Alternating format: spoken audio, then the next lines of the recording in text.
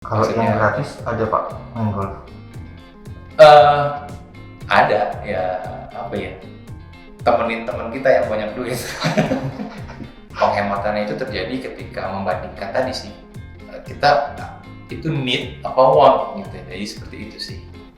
Beli baju yang harganya sampai jutaan rupiah misalnya gitu.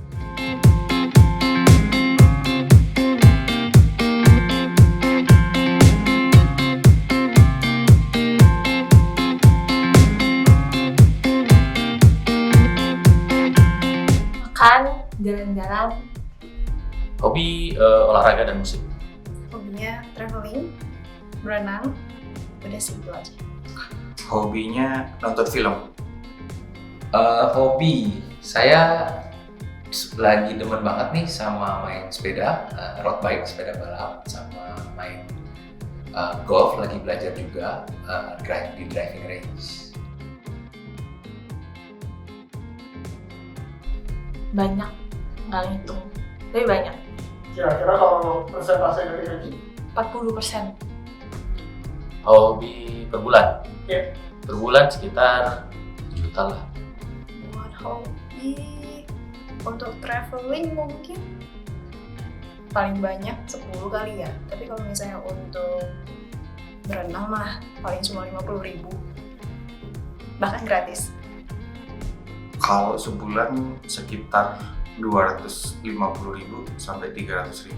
Wah, ini variatif banget, tapi kalau buat hobi saya lumayan ya. Untuk sepeda balapnya sendiri saya beli lumayan lah, harganya di atas 10 jutaan. Terus kalau driving range juga, kalau main golf itu kan, kalau kebetulan saya kidal nih, jadi emang harus invest di sticknya. Nah itu lumayan, beli 1 set stick, tapi habis itu sih tinggal gimana kita misalnya biaya untuk ke driving range. Terus kalau main sepeda juga ya istilahnya mahal di awal aja sih, habis itu kan kita tinggal goes aja gitu. Iya, termasuk ke dalam lifestyle. Ya, tentu. Mungkin masuk.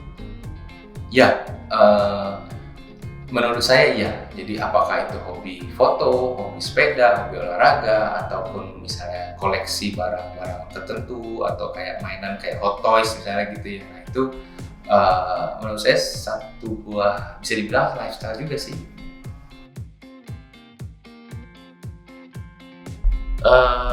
Nabung, bisa juga reksadana mungkin, dan kalau sudah terkumpul bisa buat beli hobi itu. Mungkin 10% dari gaji income. Ya dibagi-bagi aja berapa persennya. Itu sih. Cara menentukan pengeluarannya itu pokoknya jangan mahal-mahal gitu. Kalau kemahalan nanti kayak misal gitu habis bayarnya.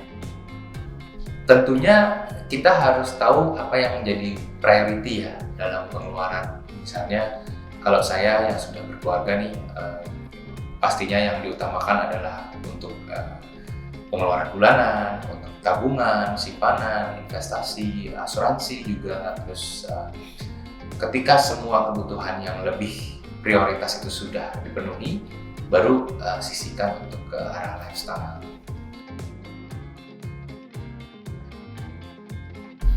Punya rekening satu lagi. Buka tabungan satu lagi, bisa yang mungkin lebih gampang liquidnya, jadi ditabungkan di situ setelah gajian. Kalau investasi sih udah sama, pasti tiap bulannya segitu. Kalau hobi beda-beda. Kalau hobi itu jangan sering-sering. Soalnya ntar kayak habis gitu buat hobi doang, nggak produktif. Tapi kalau investasi itu setidaknya udah punya ya 5 kali dari gaji lah gitu buat pegangan. Kalau udah sisanya ntar baru diinvestasiin. Untuk investasi aku biasanya 20% dari income. Tapi kalau misalnya untuk lifestyle itu depends sih. Nah, seperti saya bilang, jadi kita prioritaskan dulu nih. Misalnya yang pertama adalah untuk pengeluaran yang utama, seperti misalnya kalau saya kan kebetulan masih ada cicilan rumah, terus saya ada juga tabungan dan asuransi dan investasi, itu juga saya utamakan karena ya menabung itu penting ya buat masa depan. Terus pengeluaran bulanan seperti kayak untuk biaya hidup, untuk tagihan dan sebagainya. Baru sisanya itu saya sisihkan untuk lifestyle. Iya, tentu. Tidak harus sih. Kalau bisa tidak mengurangi gaya hidup, ya bisa-bisa aja sih dengan investasi mungkin, atau dengan belajar saham ya.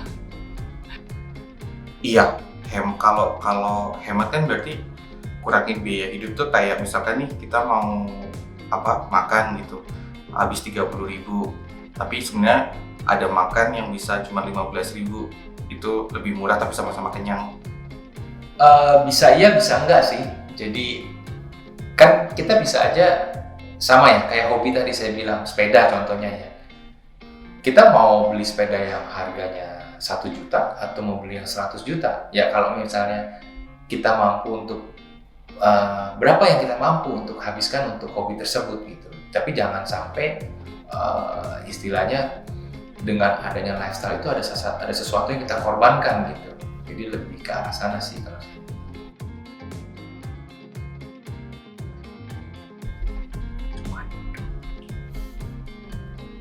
Nggak tahu sih ini.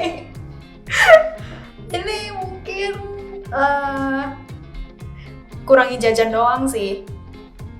Karena aku sendiri kan anaknya gak demen jajan, kurang demen jajan, jadi ya mungkin bisa hemat di situ. Mengurangi kualitas dari kebutuhan, misalkan nih beli kebutuhan sehari-hari, beli sabun gitu, nggak usah yang mahal-mahal gitu tapi tetap bisa dipakai. Bawa bekal dari rumah. Saat ini 2 tahun ke belakang reksadana sih sama asuransi jiwa tradisional. Apa yang dilakukan untuk berhemat?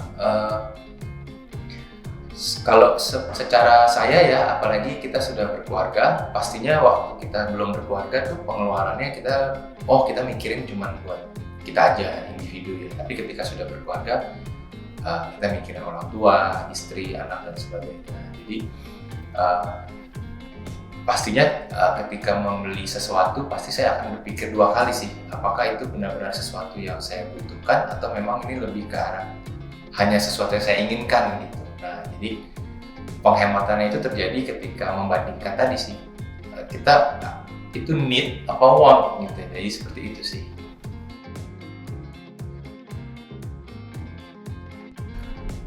Belanja sesuai dengan fungsinya, sesuai dengan tujuannya, jangan kemakan merek, terus jangan terlalu banyak juga habisin buat hal-hal yang nggak penting, hal-hal yang kebutuhan ketiga gitulah, tersier. Oke, untuk menghemat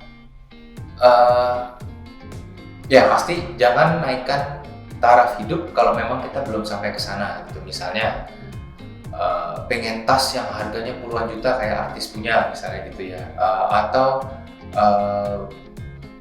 beli baju yang harganya sampai jutaan rupiah misalnya gitu. Jadi sebenarnya kalau saya sih lebih ke arah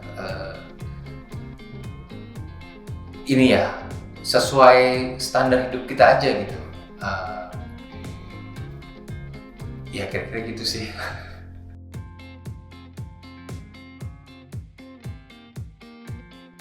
Karena aku anaknya males mencari yang aneh-aneh, jadi stick to one investasi aja sih. Kayak misalnya saham, ya udah saham aja gitu. Bagus. Jadi para investor bisa milih mau jenis investasinya apa, lebih beragam gitu. Jadi resikonya kan bisa disesuaikan. Yang risikonya rendah, profitnya tinggi. Bagus, marketnya jadi banyak pilihan, cuman saat ini sih saya lebih gampang pilih sana, lebih mudah, banyak platformnya dan lebih gampang dimengerti sih. Itu aja. Bagus, karena semakin banyak pilihan investasi, semakin banyak juga kita opsi-opsi yang kita dapat gitu. Jadi nggak cuma di satu tempat aja investasinya. Misalkan nih ternyata ada kayak performance-nya jelek gitu di satu instrumen investasi, kita bisa cari opsi yang lain berdasarkan fundamentalnya. Oh, saya senang sekali. Apalagi sekarang di dunia banyak banget terjadi digitalisasi ya. Mau investasi, mau menabung, mau berasuransi, semuanya sudah ada penyedia jasanya nih secara online. Dan masyarakat itu sebenarnya bisa mengambil positif itu, semua udah ada di depan mata nih, tinggal kita pilih. Jadi tinggal kita pelajari sesuai gaya kita seperti apa, profil risiko kita kalau istilah teknisnya ya. Jadi kan ada orang yang berani berinvestasi di instrumen investasi yang high risk tapi high return, misalnya kayak saham atau bahkan yang lebih ekstrim lagi cryptocurrency. Atau kita memang tipe yang kita menabung demi masa depan aja, kita ya bisa aja kan bermain di instrumen investasi yang lebih lower risknya gitu kan. Nah jadi semua pilihan itu sekarang sudah tersedia di pasar secara online pun, jadi sebenarnya sudah tidak ada alasan bagi orang untuk malas berinvestasi atau menabung juga sih. Tipsnya, perhatiin dulu fundamentalnya, jangan kemakan hype, jangan kemakan pom-poman influencer, karena fundamental lebih penting. Nah, tipsnya tadi saya bilang, nilai profil risiko kita sendiri dulu. Jadi kita ada di orang yang seperti apa? Apakah kita rela untuk misalnya kita berani berinvestasi di instrumen investasi yang risikonya sangat tinggi. Rela nggak kalau uang itu hilang? Itu pertama. Yang kedua, yang tidak kalah pentingnya adalah jangan gunakan misalnya itu sesuatu yang high risk ya.